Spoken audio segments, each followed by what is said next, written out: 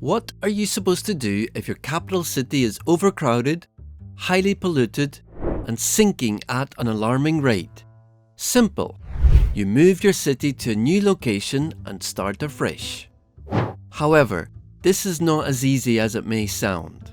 But this is exactly Indonesia's predicament, as they are in the process of relocating Jakarta to the lush landscapes of Borneo, to a new future capital, Nusantara. Indonesia's bold decision to relocate its capital speaks volumes of its determination to address the pressing urban challenges of today. In 2019, President Joko Widodo, popularly known as Jokowi, announced this move, marking a pivotal shift towards a future crafted with sustainability and equitable development at its core. The process of relocating is never simple, yet alone shifting an entire city. In this video, we'll unpack the boxes of a metropolis in the making. First, we'll examine the need for the move, the location of the new city, then we'll look at the construction timeline, and then finally looking at the opposition and costs of the project.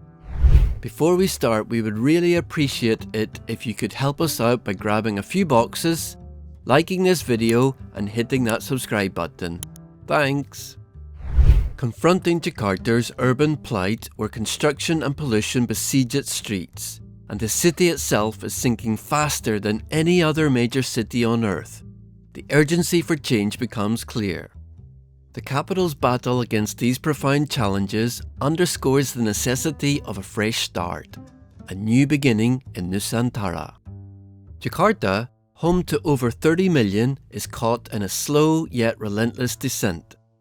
In Jakarta, the earth itself recedes each year, with areas sinking by up to 25 centimeters, weaving a tale of a city in a precarious dance with nature.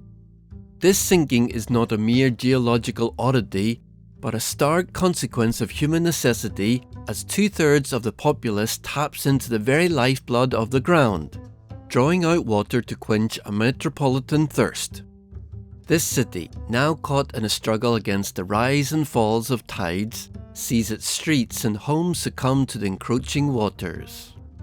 Seawalls, once stalwart defenders against the tide, now falter, revealing the cracks of their decay. It's a signal, clear and alarming, that the time for change is upon us, for sustainable solutions that reach beyond bandages for a city's wounds.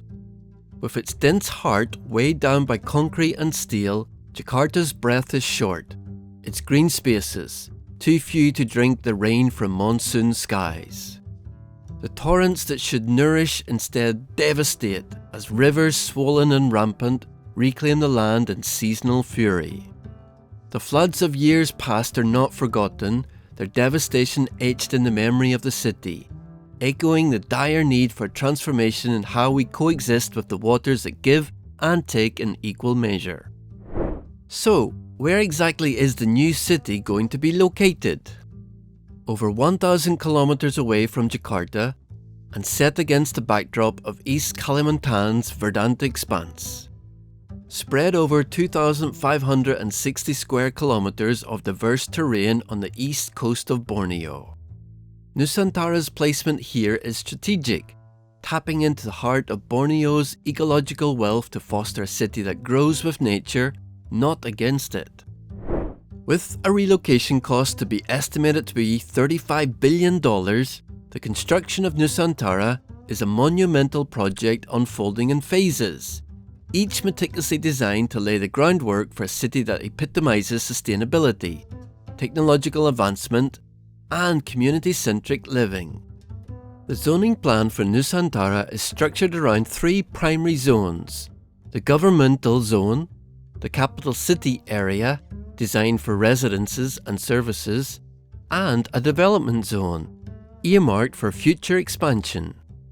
This zoning strategy is foundational in guiding their growth, ensuring that each sector fulfills its intended purpose, while contributing to the overall harmony and functionality of the city. Commencing in July 2022, the first phase of this ambitious project involves constructing government buildings, housing, hospitals, schools, and infrastructure to accommodate an initial population of 500,000 people. Additionally, the essential arteries of the city, a robust transportation network, highways, and an airport are set to connect lives and livelihoods. President Joko Widodo aims to begin working from the new national capital in July 2024, and Nusantara is scheduled for official inauguration on August 17, 2024, coinciding with Indonesia's Independence Day.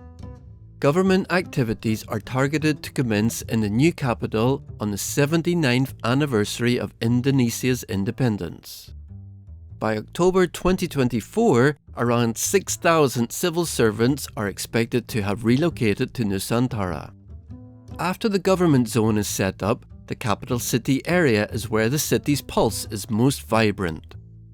It's going to be a mosaic of homes, parks, and plazas interlaced with the services that keep urban life humming. Educational institutions, healthcare centres, and retail spaces are mere steps away, embodying the promise of a community that's connected and inclusive. As the skeleton of infrastructure solidifies, the city's soul begins to take shape through its residential and commercial fabric. These neighbourhoods blend seamlessly with business districts where the hum of innovation buzzes alongside the calmness of leisurely parks. It's a mesh of commerce and community, designed to thrive together. The development zone holds the blueprint for their future.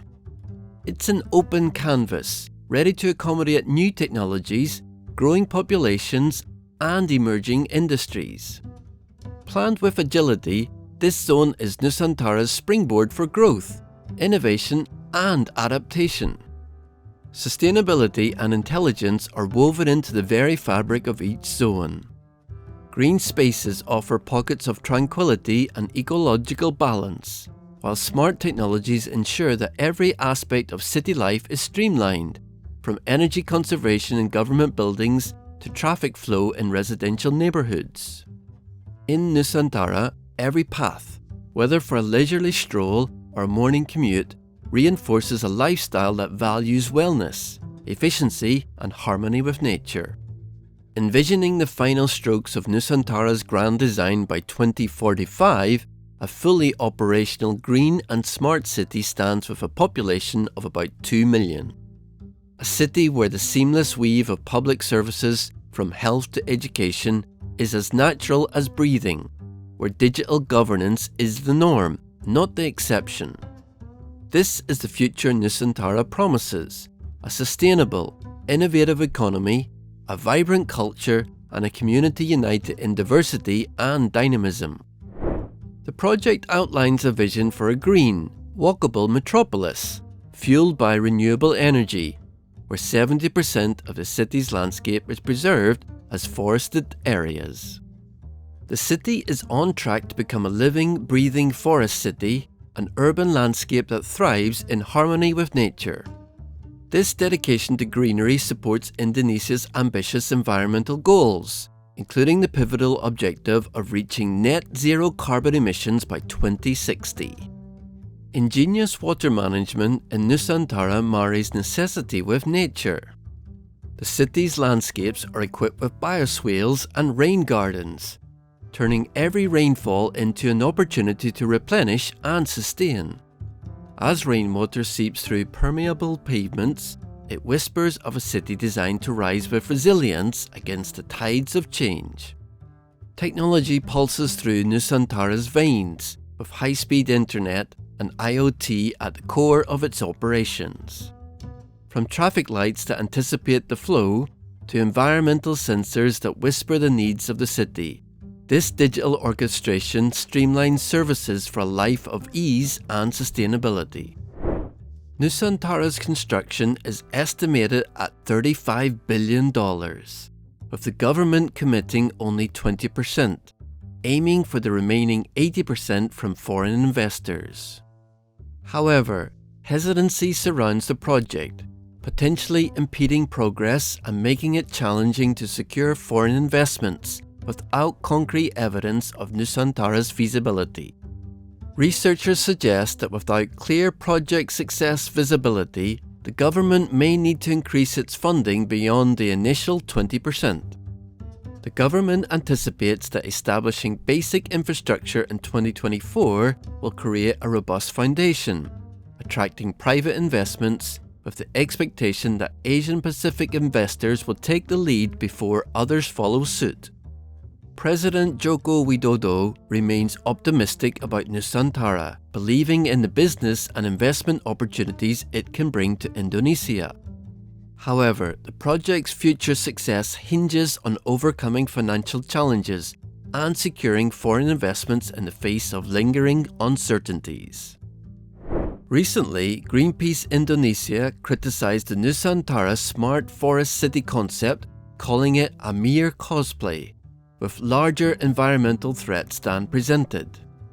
Despite President Joko Widodo's claim of a 70% green area with a smart forest city concept integrated with green energy, Greenpeace argues that the development poses significant risks, including deforestation and threats to natural forests surrounding Nusantara. Greenpeace contends that the smart forest city as promoted resembles artificial forests, leading to the destruction of adjacent natural forests. This could lead to the potential reduction in carbon and biodiversity-rich forests, with a significant deforestation of 9,725 hectares from 2011 to 2020 in the new area. The natural forests near Nusantara are rainforests, not monocultures, making them vulnerable. Moreover, there are also reports of adverse impacts on the indigenous population, including being criminalized and facing land grabs by the government since the inception of Nusantara. What will happen to the people in Jakarta, left behind who won't be relocating?